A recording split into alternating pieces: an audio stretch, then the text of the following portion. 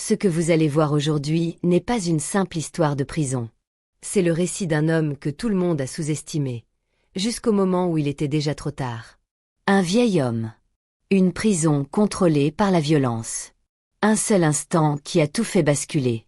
Restez bien jusqu'à la fin, car ce qui va se passer laissera même les gardiens sans voix. Vous comprendrez pourquoi cette histoire est devenue une légende derrière les barreaux. Avant de commencer, abonnez-vous à notre chaîne, c'est grâce à votre soutien que nous puisons la force de vous raconter des histoires aussi puissantes. Merci infiniment. On commence maintenant. Les portes d'acier de Riverside State Penitentiary se refermèrent dans un fracas sourd. Un bruit lourd, écrasant, capable de briser un homme avant même qu'il ne voie sa cellule. Mais Samuel Washington, 72 ans, ne broncha pas. Son visage resta impassible. Ses épaules demeurèrent droites malgré la combinaison orange trop large sur son corps mince. Ses mains, marquées par le temps, ne tremblaient pas. Autour de lui, les gardiens voyaient un vieil homme de plus, probablement un détenu sans importance, emporté tardivement par la machine judiciaire. Un chiffre de plus. Un corps de moins à surveiller. Personne ne remarqua la façon dont Samuel observait chaque détail. Les angles morts, les regards, le rythme des pas, la respiration des autres détenus. Ce n'était pas de la peur. C'était de la conscience. Samuel avait passé plus de 40 ans à enseigner les arts martiaux. Il avait formé des jeunes en colère, des policiers, des hommes brisés cherchant à se reconstruire. Sa vie avait été faite de discipline, de silence et de contrôle. Aujourd'hui, il devenait le détenu numéro 84 291, condamné à 5 ans pour une erreur administrative, une faute financière sans violence. Mais Riverside n'était pas une prison pour les erreurs calmes. C'était un lieu régi par la force. Dans le bloc D, le silence n'était jamais innocent. Il annonçait toujours quelque chose. Samuel entra dans sa cellule sans un mot. Il posa ses rares affaires, tendit son drap avec une précision presque militaire, puis s'assit sur son lit. Son jeune codétenu, Marcus, l'observait en cachette, troublé. Tous les nouveaux arrivaient avec la peur collée aux yeux. Tous, sauf lui. « Vous n'avez pas peur ?» murmura Marcus. Samuel leva les yeux lentement. « La peur brouille le jugement », répondit-il calmement. Le silence, lui, éclaire l'esprit. Cette nuit-là, pendant que la prison grondait de murmures, Samuel méditait. Il savait déjà une chose, à Riverside, le calme n'attire pas la paix. Il attire les prédateurs. Et quelque part dans l'ombre, un homme observait. Un homme qui régnait par la violence. Un homme qui allait bientôt confondre vieillesse et faiblesse. Le silence venait d'entrer en prison. Et personne n'était prêt à ce qu'il allait déclencher. Le lendemain matin, la cafétéria de Riverside s'éveilla dans un vacarme habituel de plateaux métalliques et de voix fatiguées. Mais ce bruit s'éteignit brusquement lorsque Samuel Washington franchit les portes. Quelque chose avait changé. Samuel avançait calmement, son plateau entre les mains, observant sans provoquer. Il ne cherchait ni alliance ni protection. Il cherchait simplement une place pour manger. Mais à Riverside, manger était un privilège, pas un droit. Près de l'entrée, un homme se leva lentement. Tommy The Bull Richardson.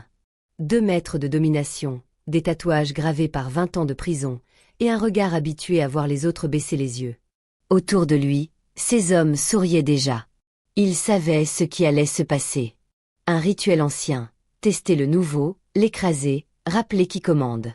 Et, papy, lança Tommy en bloquant le passage. T'as perdu ton maison de retraite ? Des rires éclatèrent. Samuel ne répondit pas. Il s'arrêta. Respira. Le silence s'installa, lourd, inconfortable. Quand on te parle ici, tu réponds, gronda Tommy en s'approchant. Samuel leva lentement les yeux vers lui. Je vous ai entendu, dit-il calmement. Je n'ai simplement rien à dire. Ce fut l'erreur. Le calme de Samuel ne ressemblait pas à de la peur. Et la peur était la seule chose que Tommy comprenait. Furieux d'être ignoré devant toute la salle, Tommy poussa violemment Samuel dans la poitrine. Un coup suffisant pour faire tomber n'importe quel vieil homme. Mais Samuel ne bougea pas. Ses pieds restèrent ancrés au sol. Son corps absorba l'impact comme s'il faisait partie du sol lui-même. Un doute traversa le regard de Tommy. Bref. Dangereux. Tu te crois solide?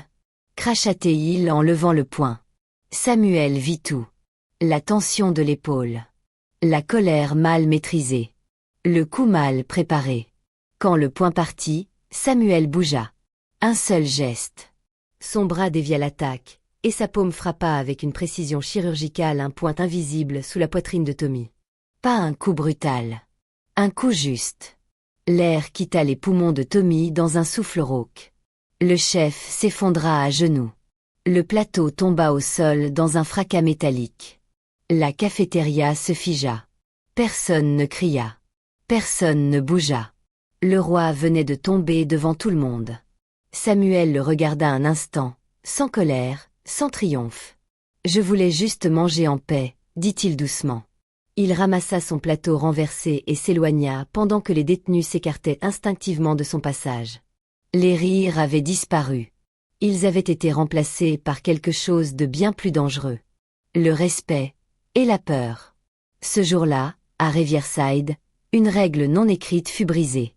Le plus fort n'était plus forcément celui qui criait le plus fort. Et Tommy le Bull venait de comprendre qu'il avait humilié le mauvais homme. L'humiliation ne se pardonne pas à Riverside. Elle se rembourse. Avec intérêt. Lorsque Tommy the Bull Richardson quitta la cafétéria ce matin-là, la rage brûlait derrière son regard. Devant tous, un vieil homme venait de fissurer son autorité. Dans une prison, ce genre de faiblesse équivaut à une condamnation. Tommy ne cria pas. Il ne frappa personne. Il sourit. Et ce sourire-là annonçait toujours la violence. La première riposte arriva discrètement. Dans les douches, loin des regards des gardiens. 3 hommes, choisis parmi ses plus fidèles. Rapides. Silencieux. Efficaces. Ils pensaient trouver un vieil homme fatigué, vulnérable, isolé. Ils trouvèrent Samuel Washington. L'eau chaude coulait encore lorsque le premier tenta de l'attraper. Samuel pivota. Un mouvement sec, précis. Le poignet céda avec un craquement sourd. Le deuxième attaqua de côté, trop vite, trop brutalement. Samuel esquiva, frappa le plexus solaire. L'homme s'effondra, l'air expulsé de ses poumons. Le troisième recula, pâle, comprenant trop tard. Moins de 10 secondes. 3 hommes à terre. Samuel se rhabilla lentement, comme si rien ne s'était passé. La rumeur se propagea dans les couloirs comme une traînée de poudre. Le vieux n'était pas juste dangereux. Il était incontrôlable. Tommy comprit alors que ce problème ne pouvait plus être réglé en interne. Il fallait envoyer un message. Le lendemain, ce message arriva à la bibliothèque. Samuel y lisait, assis dos au mur, comme toujours. 3 nouveaux visages entrèrent. Pas du bloc D. Des hommes loués. Des muscles sans conscience, payés pour casser ceux qui résistent. Leur chef s'appelait Crusher. Une montagne de cicatrices et de violence. T'as humilié le mauvais homme, gronda Crusher. Samuel referma son livre avec soin. Alors faisons vite, répondit-il calmement. L'attaque fut brutale. Désorganisée. L'erreur classique. Crusher frappa fort. Samuel ne fut déjà plus là. Une paume frappa le rein. Un coude trouva les côtes. Une jambe balaya. Un corps tomba. Puis un autre. Un couteau improvisé glissa au sol. Crusher tenta de l'écraser par la force. Samuel fut saisi, comprimé. Un instant, le danger fut réel.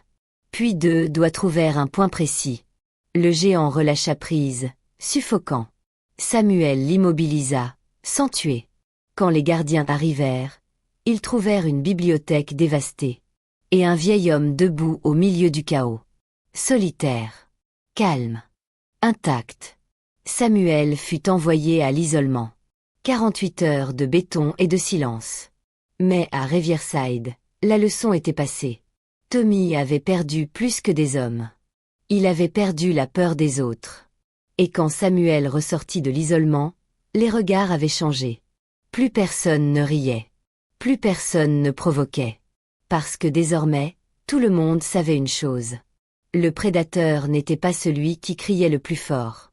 C'était celui qui attendait, immobile, jusqu'au moment parfait.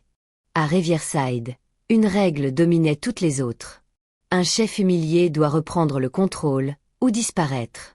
Tommy Richardson n'avait plus le choix. La chute de ses hommes dans les douches, l'échec de l'attaque à la bibliothèque, l'isolement de Samuel, tout cela n'avait fait qu'empirer la situation. Les murmures parcouraient désormais chaque couloir, chaque cellule. Les regards se détournaient de Tommy. Certains souriaient même.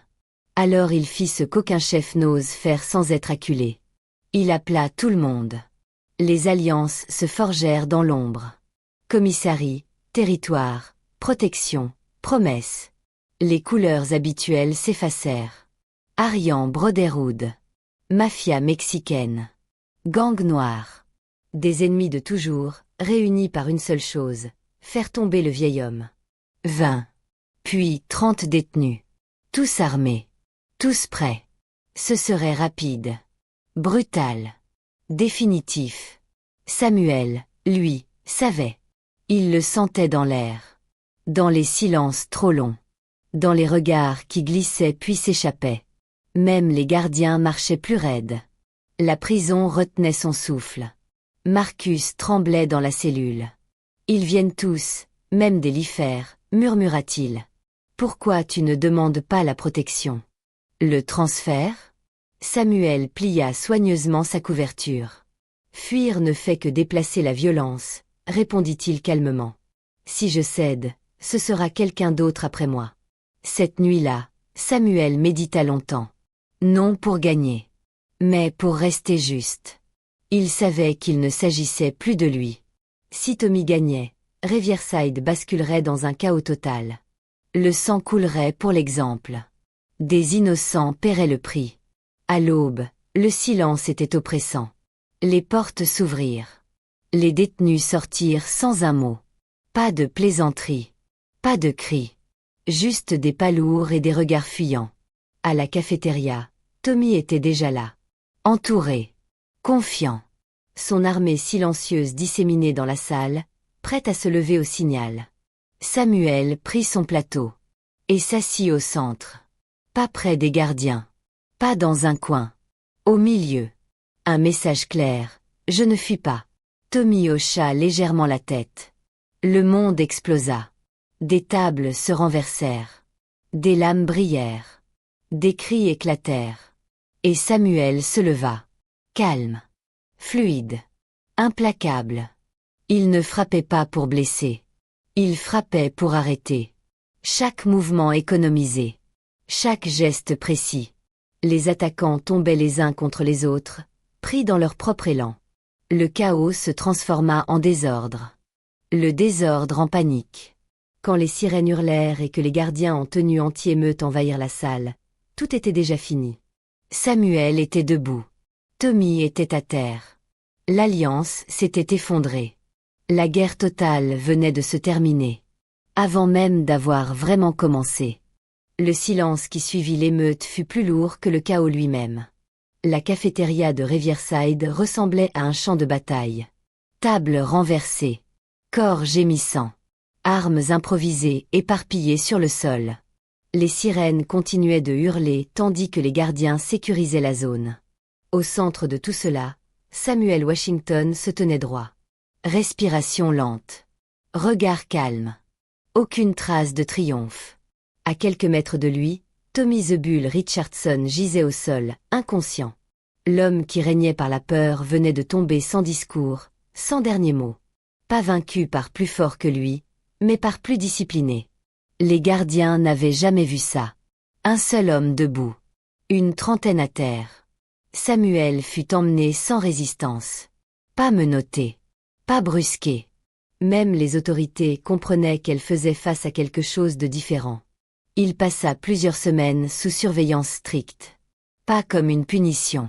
Comme une précaution. Mais la prison avait déjà changé. Sans Tommy, les alliances se brisèrent. Les gangs se replièrent. L'équilibre de la peur fut remplacé par un équilibre du respect. Les provocations cessèrent. Les plus jeunes détenus respirèrent à nouveau. Samuel, lui, ne chercha jamais à diriger. Il s'installa à la bibliothèque. Il enseigna la méditation. La discipline. Le contrôle de soi. Des hommes violents apprirent à rester immobiles. Des esprits brisés retrouvèrent le silence intérieur. Quand le jour de sa libération arriva, personne ne fit de bruit. Les portes d'acier s'ouvrirent une dernière fois. Samuel franchit le seuil comme il avait fait le premier jour, lentement, dignement, sans regarder en arrière. À Riverside, une leçon resta gravée dans les murs. Ne juge jamais un homme par son apparence. Le vrai pouvoir n'est pas dans les poings, mais dans la maîtrise. Et les guerriers les plus dangereux sont ceux qui ne cherchent jamais le combat. Samuel Washington sortit libre. La légende, elle, resta enfermée à jamais.